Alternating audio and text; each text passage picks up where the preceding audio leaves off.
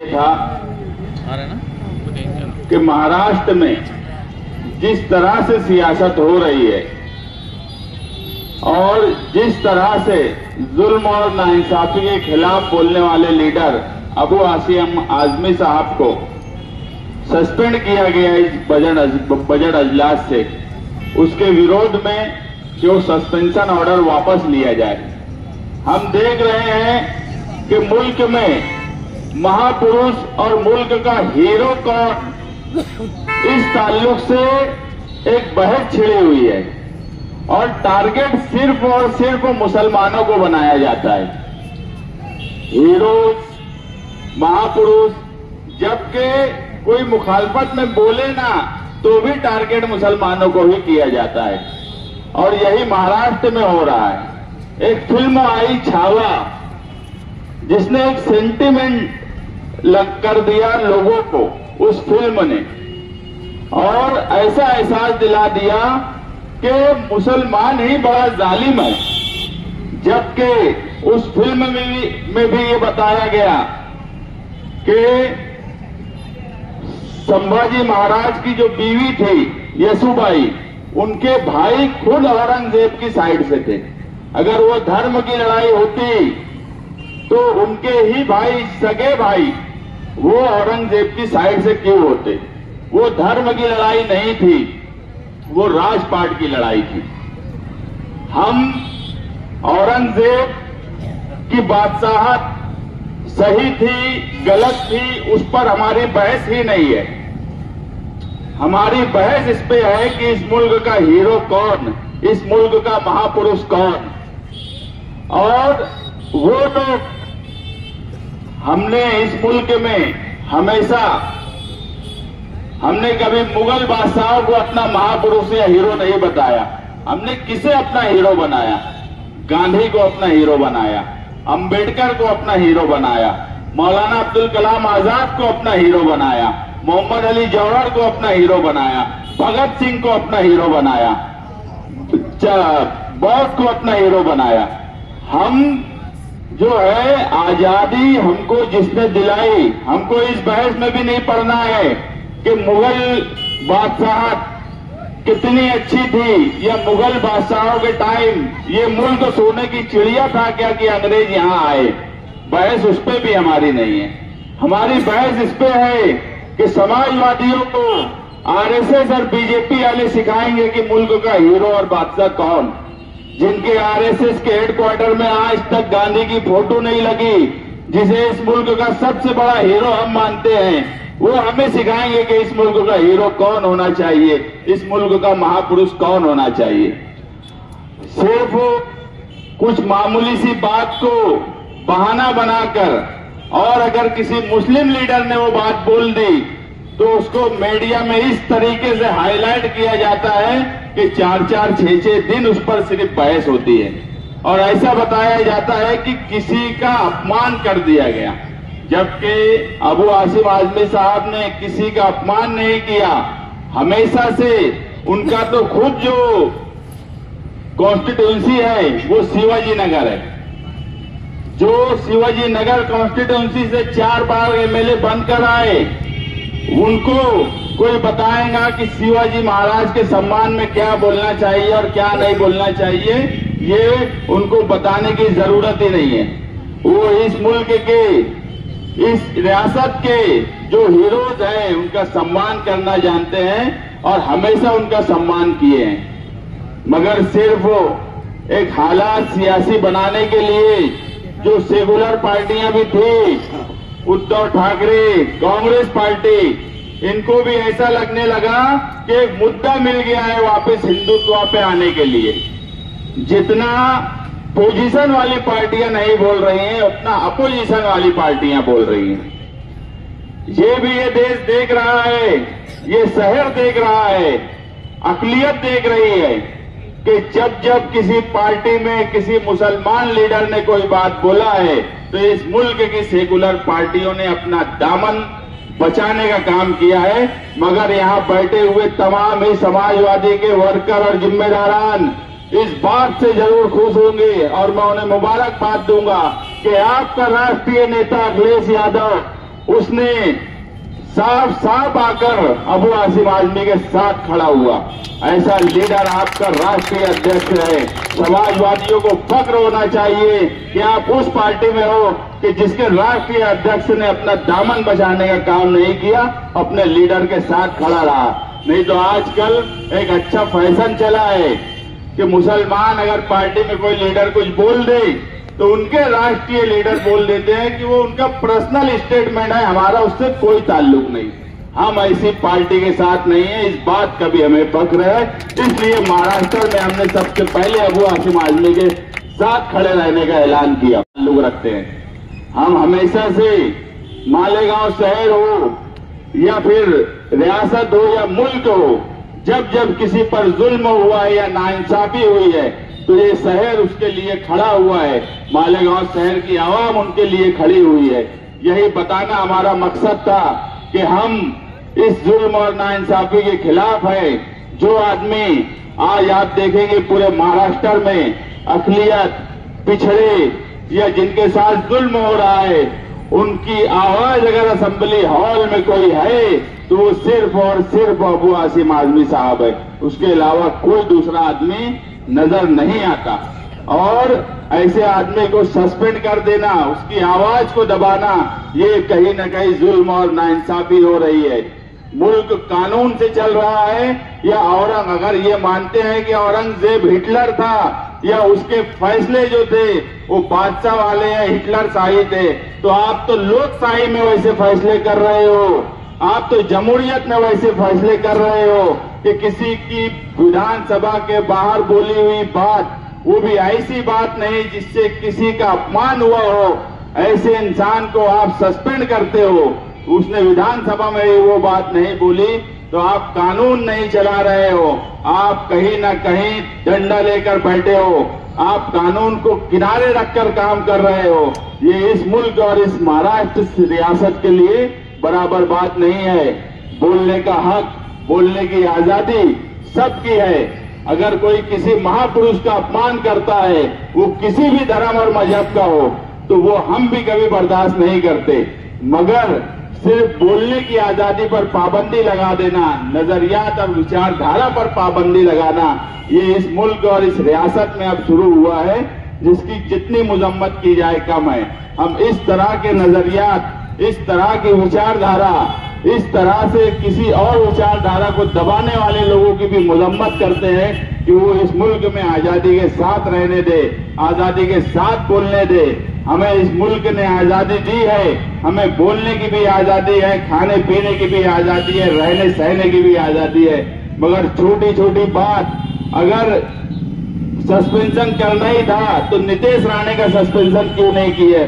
जो गैर कानूनी बात भी बोलता है, जो हर वक्त ऐसे माहौल बनाता है कि इस मुल्क में और महाराष्ट्र में लॉ एंड ऑर्डर खराब हो, जो आदमी खुल्लम खुल्ला बोलता है कि मस्जिद से निकाल कर मारेंगे, ये कर डालेंगे, ऐसा करेंगे, जो कानून के दायरे में भी नहीं रहता, उसको बीजेपी सरकार मंत्री पद देती है। जो दूसरे मजहब के महापुरुषों का अपमान करते हैं, उनको बीजेपी गले लगाती है। ये बीजेपी की दोहरा नजरिया है, जिसको बंद करने की जरूरत है। आज महाराष्ट्र, खासतौर से महाराष्ट्र एक कमर्शियल स्टेट है, मुल्क में सबसे बड़ा जीडीपी का स्टेट है। मगर यहाँ की खास बात यही थी कि इस रियासत में कभी हिंदू मुसलमान या भेदभाव जातिवाद का राजकारण नहीं पनपता था। मगर धीरे धीरे वो सियासत भी पनप रही है। कहीं न कहीं ये रियासत के कमर्शियल और रियासत की मजबूती के लिए मुस्तकबिल में अच्छा नहीं माना जाएगा। आप इस रियासत में सबको रहने का, सबको बसने का मौका दो, हमें भी बोलने का मौका दो। किसी की आवाज को दबाने की जरूरत नहीं है इस रियासत में। हम अभी शान हिंद आपको बताएंगे कि हमारी डिमांड क्या क्या है, वो आपके सामने बात रखेंगी। बस मेरा इतना ही बोलना है कि अबू आसिम आजमी साहब ने ऐसी कोई बात नहीं बोली थी कि जिनकी वजह से उनको सस्पेंड किया जाए और उनको तरह तरह से धमकी दी जा रही है। मुख्यमंत्री बोलते हैं कि 100% उनको जेल में डाल देंगे। आप सिर्फ इसलिए कि वो मुसलमानों के लिए बोलते हैं, वो जुल्म के खिलाफ बोलते हैं, इसलिए जेल में डालने की बात करते हो, सस्पेंड करने की बात करते हो। मैं मालेगांव शहरियान से इस मौके पर और एक बात कहूंगा कि आप एक बात देखिए कि इस मुल्क में एक पार्टी का एक लौता एमपी भी है और जिसके बारे में तरह तरह की बातें बोली जाती है। आज तक पार्लियामेंट में बाहर वो और उनके भाई कोई भी बयान देते हैं तो मुझे बताओ बीजेपी कोई कार्रवाई क्यों नहीं करती? वो उनके मजहबी राम और सीता के बारे में बोलने के बाद भी बीजेपी अगर उन पर कोई कार्रवाई नहीं करती तो इसका क्या मतलब है? इसका क्या मतलब लिया जाए? जो समाजवादी के लीडर अबू आसिम आजमी साहब ने किसी की बुराई नहीं की, किसी का अपमान नहीं किया, उनके ऊपर धमकी दी जा रही है, मगर इसी मुल्क में एक आदमी को खुलता सांड छोड़ दिया गया मुल्क का माहौल खराब करने के लिए। 2014 के बाद से आप देखेंगे 2014 से पहले बीजेपी और एमआईएम और 2014 के बाद की बीजेपी और एमआईएम किस तरह से गठजोड़ करके ये सियासत कर रहे हैं। खुला सांड छोड़ दिया गया, कुछ भी बोले कुछ भी करे, उनपे ना ईडी आती है, उनपे ना सीबीआई आता है, उनका ना कभी सस्पेंशन होता है, उनकी ना प्रॉपर्टी की जांच होती है, कुछ नहीं होता। मगर एक मर्द मुजाहिद जो मिला हुआ नहीं है, ये साबित होता है इस बार कि अबू आसिम आजमी साहब महाराष्ट्र के शेर है और शेर रहेंगे। उन्होंने ये साबित किया है कि तकलीफ उठा रहे हैं मगर अपनी बात जो लोगों के लिए करते हैं उस पे कायम है। अब ये फैसला इस मुल्क के मुसलमानों को करना है कि कुछ लोग किस तरह से सियासत करके, हमने हमेशा यही बोला कि हम उसी पार्टी के साथ रहते हैं जो सेकुलर है। हमारा लीडर अखिलेश यादव है, हमने किसी मुसलमान को लीडर नहीं बनाया क्योंकि हम जानते हैं कि हम यहाँ माइनॉरिटी में हैं, हमें सेकुलर पार्टियों के साथ रहने की जरूरत है। और आज इस मुल्क की जरूरत फिरका परस्त पार्टी हो, मेजॉरिटी की हो कि माइनॉरिटी की हो, फिरका परस्त पार्टी दोनों भी मुल्क के लिए बहुत ही तकलीफ दे और हानिकारक साबित होंगी। इस मुल्क के लिए, इस मुल्क की भलाई के लिए अगर कोई पार्टियां आगे आ सकती हैं तो सिर्फ सेकुलर पार्टियां आ सकती है, सेकुलर विचारधारा के लोग आ सकते हैं। उन्हीं के हाथ में मुल्क की भाग दौड़ जाना चाहिए और इस तरह से जो मिली जोड़ इस मुल्क में हिंदू मुसलमान की जा रही है, इसको बंद होने की जरूरत है। हम आज के धरने से यही मांग करेंगे कि अबू आसिम आजमी साहब जो हैं, उनके ताल्लुक से जो भी सरकार ने फैसला किया है वो उस पर दोबारा गौर करें। शुक्रिया, जय। महाराष्ट्र समाजवादी पार्टी के अध्यक्ष अबू आसिम आजमी साहब की असेंबली में जो निलंबन हुआ है उसके खिलाफ अलामती तौर पर एहतजाजी धरना दिया जा रहा है। ये बात सच है कि रमजानुल मुबारक का महीना चल रहा है।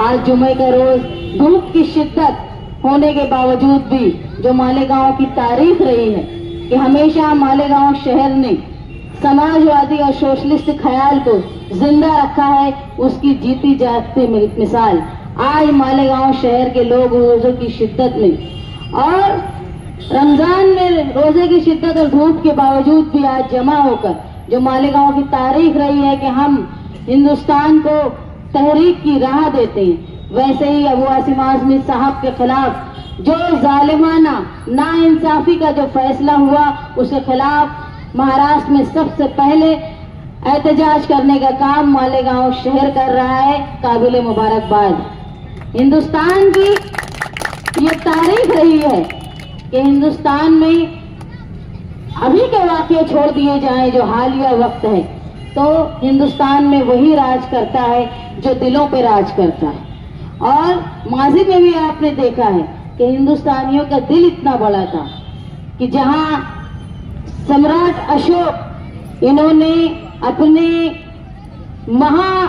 जो उनसे गलतियां हुई थी उसके बाद उन्होंने माफी मांगकर जब बौद्ध समाज को अपनाया और शांति का वो प्रतीक बन गए, तो हिंदुस्तानियों ने उनके माजी को भूलकर, उनकी माफी को याद रखते हुए उनको अपना सम्राट बनाया। इसी तरह जब अशोक जिनको कहते हैं सिकंदर आजम दुनिया पर राज करने आए और हिंदुस्तान आए फतेह करने के लिए, लेकिन हिंदुस्तानियों की मर्जी नहीं थी कि उनको कबूल करते, तो कबायली लोगों ने उनको इतने जख्म दिए कि वो वापस जाते हुए अपने जख्म की शिद्दत बर्दाश्त न करते हुए उनका इंतकाल हो गया। तो हिंदुस्तानियों पर वही राज करता है जो हिंदुस्तानियों के दिलों पर राज करता है। अगर किसी हुकूमत ने हिंदुस्तान पर इतना राज किया है तो यकीनन वो आवाम के दिलों पर राज करते होंगे, ये तारीख भी बताती है। हम यहाँ जमा हुए हैं ये बताने के लिए कि अगर कोई संवैधानिक तौर पे अपनी राय रखता है किसी की मुखालफत करने के बाद बिना, तो उसकी राय को तारीख की रोशनी में कबूल करना चाहिए। अगर किसी बादशाह के बारे में तारीफ की गई अबू आसिम आजमी साहब की, तो ये तारीख अबू आसिम आजमी साहब ने नहीं लिखी, ये हिंदुस्तान की तारीखदान ने लिखी है।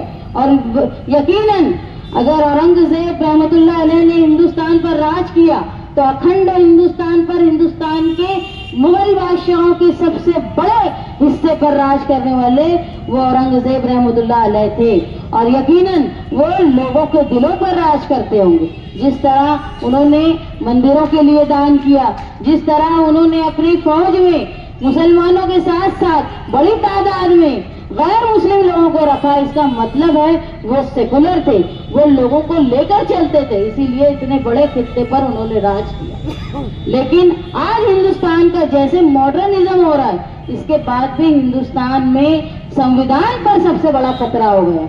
यहाँ ऐसा हो गया है कि हमारा मुल्क ऐसा था जहाँ राम की पूजा करने वाले को भी कबूल किया जाता था, और यही ऐसा भी है कि उज्जैन, मंदसौर, कर्नाटक, आंध्र प्रदेश और कई इलाके ऐसे हैं जहां रावण की पूजा करने वाले हैं उनको भी कबूल किया जाता है। लेकिन ऐसा हो गया अगर कोई मुसलमान बादशाह हो या नाम हो, कोई रहम दिल हो या वाकई कोई वली भी हो, आज के वक्त में सिर्फ मुसलमान का फेवर करना, उनकी तारीफ करने को लोग मुखालफत में खड़े हो जाते हैं।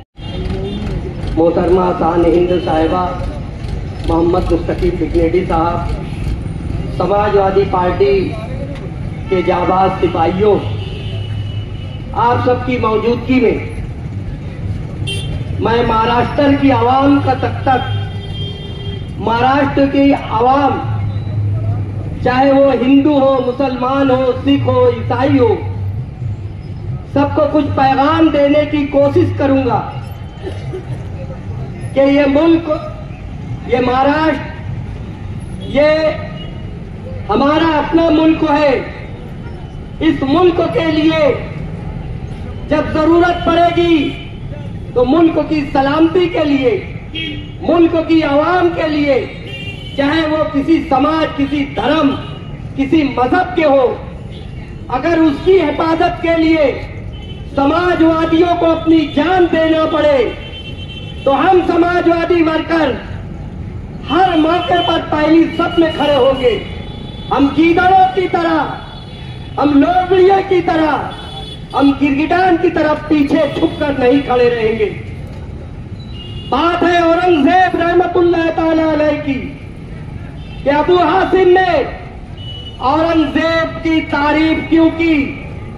अबू हासिम ने अपने पेट से कोई ऐसा लफ्ज तो नहीं बोला है, औरंगजेब की कोई झूठी तारीफ नहीं की है, बल्कि मेरे देश का एक बादशाह का नाम था, मेरे एक देश के एक कायद का नाम था, मेरे हिंदुस्तान के एक रहबर का नाम था औरंगजेब। औरंगजेब किसी मुसलमानों के लिए हिंदुस्तान में हुकूमत नहीं कर रहा था, औरंगजेब देश की सारी जनता के लिए, देश के सारे समाज के लिए वो हुकूमत कर रहे थे। और सच्ची तारीख बताना हो और कोई सही तारीख बताए तो तुम उसे असेंबली में रोक देते हो, तुम उसे डराने की कोशिश करते हो। मैं पूछना चाहता हूं एक रिक्शा ड्राइवर से कि आप सोच ले कि आप रिक्शा चलाते हुए वजीर आला बन गए, नायब वजीर आला बन गए। जरा औरंगजेब की तारीख पढ़ो। औरंगजेब पहले से एक बादशाह था, बादशाहों का बेटा था, लेकिन बावजूद उसके वो टोपी सीकर अपना पेट पालता था। वो हुकूमत से 1 रुपया नहीं लेता था। वो जो चिराग जलाता था वो अपनी कमाई से घर में चिराग जलाता था। औरंगजेब अपने हाथ से कुरान पाक लिखकर उस कमाई से अपने खानदान की परवरिश करता था। मैं पूछना चाहता हूँ कि वो होटल में काम करने वाले और रेलवे स्टेशन पर चाय बेचने वाले, तुम देश के वजीर आजम बन गए, तुम देश के वजीर आला बन गए। अरे कुर्बानी क्या होती है वो गांधी से पूछो, कुर्बानी क्या होती है वो इंदिरा से पूछो, कुर्बानी क्या होती है एक मुसलमान मुजाहिद से पूछो कि जब पाकिस्तान से जंग हो रही थी तो पाकिस्तान की टैंकों को उड़ाने वाला एक कलमा गो था, एक मुसलमान था। क्यों कि हम जिस मजहब के मानने वाले हैं, हमें बताया गया है कि जिस मुल्क में रहते हो उस मुल्क के वफादार बन के रहो। होगी चाहे पाकिस्तान से हो, चाहे चीन से हो, चाहे अफगानिस्तान से हो या सऊदी अरब से हो, तो इंशाअल्लाह हिंदुस्तानी मुसलमान आपको पहली सब में नजर आएगा।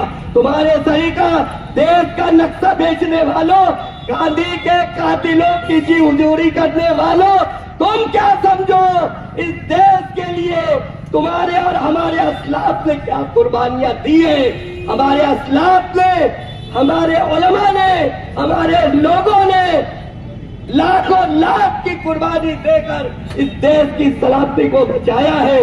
लिहाजा अबू हासिम साहब को हम पैगाम देना चाहेंगे कि याद रखो मालेगांव का नहीं बल्कि पूरे हिंदुस्तान का एक एक समाजी वर्कर आपके साथ है। वैसे आप शेर महाराष्ट्र है, आप दाड़ेंगे, आपकी दाड़ को कोई माई का लाल रोक नहीं सकता। ये वक्त तो है आज तुम इतना लो, आप तुम उनसे उछल लो, लेकिन याद रखो यहाँ की तारीख पढ़ो। हिंदुस्तान में हजारों हजार साल मुसलमानों ने हुकूमत की है, लेकिन वो इस्लामिक कानून से हुकूमत नहीं की है, वो देश को चलाए हैं देश के कानून से। लिहाजा ओ फिरका परस्तो, आज अगर तुम तख्त पर बैठे हो, तुम सोचते होगे कि हिंदुस्तान के भारतीयों को, हिंदुस्तानियों को हिंदू मुसलमान के खाने में बांटकर तुम इस देश पर हुकूमत कर लोगे, तो ये तुम्हारी हुकूमत ज्यादा दिन चलने वाली नहीं। क्योंकि यहाँ का हिंदू भी समझदार है, यहाँ का सिख भी समझदार है। वो समझ रहे हैं कि तुम हिंदू मुसलमान करके कब तक अपने तख्त को बचाओगे। याद रखो याद रखो जब नमरूद ना रहा, जब फिरौन ना रहा, जब यजीद ना रहा, तो वक्त के हुक्मरान तुम भी ज्यादा दिन रहने वाले नहीं। फिर हिंदुस्तान की हमारी इस देश के गद्दी पर, इस देश के तख्त पर सेकुलर लोग बैठेंगे, चाहे वो हिंदू हो या मुसलमान हो। ये देश चलेगा तो सेकुलर कानून से चलेगा, मजहब से नहीं चलेगा। आज हमें होशियार रहना है कि आज लोग या तो भगवा कलर या तो सफेद कुर्ते पैजामे में मजहबी जुनून के साथ हुकूमत करना चाहते हैं। लिहाजा हम सबको होशियार रहना है कि ये देश चलेगा तो बाबा साहब अम्बेडकर के कानून से चलेगा, मजहब के जज्बात से ये देश नहीं चलेगा, नहीं चलेगा, नहीं चलेगा। अबू हासिम साहब जो अपने कर्म से ये बता रही है कि वो फिरका परस्त सरकार है, वो जुल्म करने वाली सरकार है, वो लोगों की आवाज दबाने वाली सरकार है, वो सच्चाई सुनना नहीं चाहती ऐसी सरकार है। उस सरकार ने महाराष्ट्र समाजवादी पार्टी के सदर मोहतरम जनाब अबू हासिम आजमी साहब के औरंगजेब के ऊपर दिए हुए बयान पर शोर मचाकर चिल्लाकर दबाने की कोशिश कर रही है। वो चाहती है कि तारीख को उसके हिसाब से देखकर पढ़ा जाए और कहा जाए। वो चाहती है कि हर वो काम, हर वो बात जिससे हिंदू फिरका परस्त खुश हो वो किया जाए। डॉक्टर राम पुनियानी मालेगांव भी आए थे और पूरे हिंदुस्तान में घूम घूम कर औरंगजेब के बादशाह औरंगजेब की तारीख बताते हैं। वो बताते हैं कि हिंदुस्तान की सरहदें औरंगजेब के टाइम में इधर बर्मा तक, इधर अफगानिस्तान तक पहुंच चुकी थी। वो बताते हैं कि औरंगजेब मंदिरों को कितनी जमीनें दान किए थे। वो बताते हैं कि 40 साल तक की हुकूमत जो औरंगजेब की थी उसमें कितना अमन था।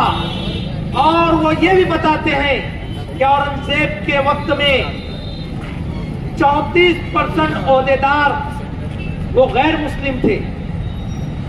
लेकिन जब ये तमाम चीजें वो बताते हैं और उसको अबू आसिम आजमी अपने ढंग से बताते हैं तो इनके पेट में मरोड़ होता है।